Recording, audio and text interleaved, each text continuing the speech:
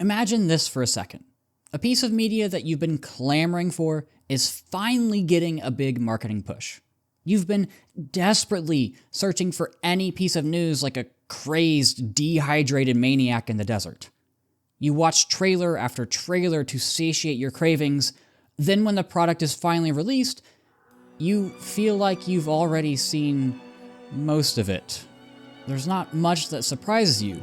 It's like the magic is just gone. And it was entirely your fault. I'm Ouroboros. Let's talk.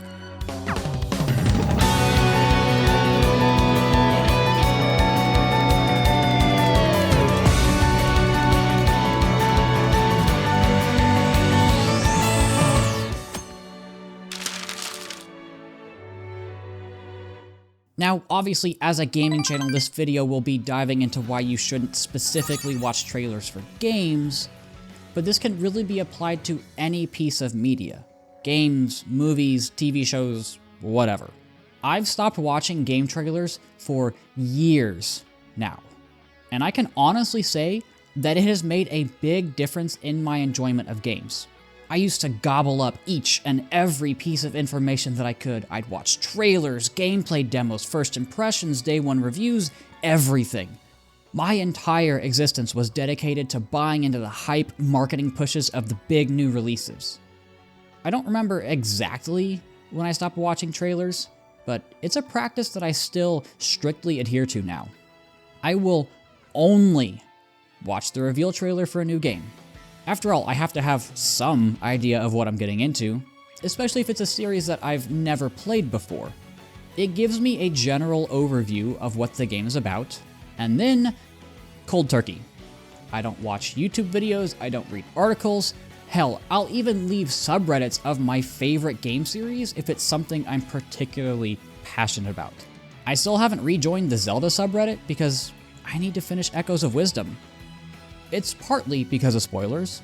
I feel that game trailers are spoiling far too many things about their games now. I get it. With the internet, the whole game is going to get put up on YouTube on day one, and I get it, it gets views and can even help people struggling with the game. Except you, Boss Fight Database. There's a special place in hell for when you put the final boss spoilers in the thumbnail. But back to the trailer side of things. I feel that trailers show off way too much about their game.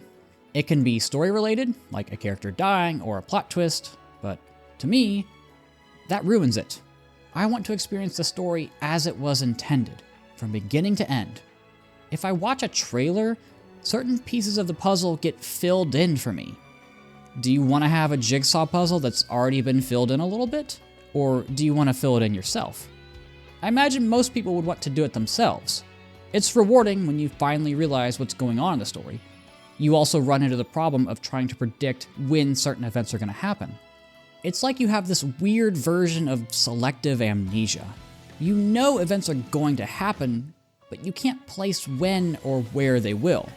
It ends up becoming this huge guessing game, and that ruins the story for me. I stop wondering what's going to happen next, and start wondering when I'm going to see that scene that I've already seen before. So obviously story elements get ruined. That's a no-brainer. That's not exclusive to games, and it's not exclusive to trailers either. Shout out Tom Holland for being terrible at keeping his mouth shut. Or maybe that was Marvel's marketing strategy. But anyway, another thing that trailers spoil so much for me is the gameplay. I know that's a weird thing to say, like, duh, you have to know what gameplay it's like so you know what type of game it is. They don't want people expecting an FPS and getting a turn-based RPG. But that's not really what I'm talking about. I'm referring more to specific mechanics. Like, take for example, Tears of the Kingdom. Gameplay spoilers for like the first 5 hours of Tears of the Kingdom. So I had no idea what Tears of the Kingdom was going to be like other than Breath of the Wild 2. When I got the Ultra Hand and Fuse abilities on the Great Sky Island, I was blown away. Everything is now an interactable object.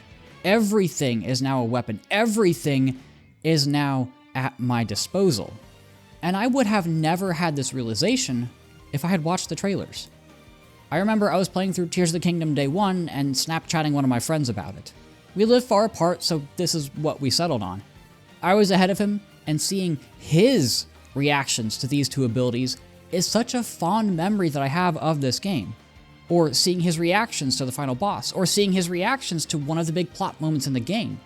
It's incredible, it's magical, and that right there is why I always give spoiler warnings in my videos.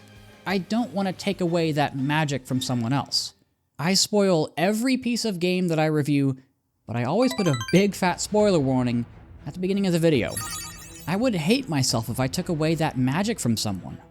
I think that's a good way to describe playing an incredible game blind. It's magical.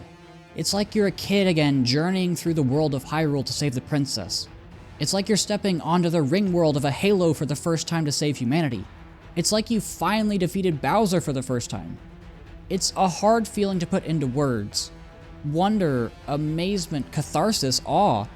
And it's something that trailers not only can't replicate, but they also ruin.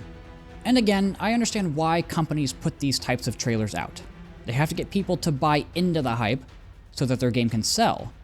Games are expensive and blah blah blah, I get it.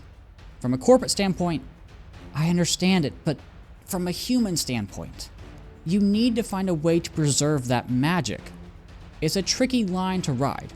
On one hand, you have to respect the people who are like me who don't want to be spoiled. On the other, you have to entice those who are on the fence. And I think part of the issue comes down to us. How often do you see massive 30-minute breakdowns of a 2-minute trailer in your YouTube recommended feed? We are buying into the hype. And that's causing companies to continue this trend of spoiling important moments in games. It's an endless cycle. I think at the end of the day, you need to figure out what works best for the games you're looking at. If you're someone who isn't bothered by spoilers, or who finds enjoyment in recognizing moments in the game that match up with the moments in the trailers, feel free to completely ignore this video. Most of my content is opinion-based anyway, but I have a feeling that if you've made it this far in the video, you probably agree with me. This style of enjoying a game definitely isn't everyone's cup of tea. Going cold turkey, 6 to 12 months before a game releases, can make it so that you end up forgetting about it. But I find I get so much more enjoyment, wonder, and awe out of my games. I found that I had lost that childlike sense of discovery when everything was being drip-fed to me before the game released. I don't think it's anyone's fault for this problem. Well, I guess it's more of a personal problem, but we'll ignore that for a second. It doesn't make business sense to not advertise a game, and it doesn't make sense for people who are on the fence about a game to not watch any content on it, but again, at least for the games you are absolutely sold on, I can't recommend this enough. Going in blind preserves the mystery behind each game that you play. If you find yourself struggling to find the motivation to play games, maybe this is the solution for you. If you find yourself nostalgic for the days when you were a kid and spending every free moment engrossed in the worlds of games, the best solution might be to simply stop watching trailers. Thanks for watching.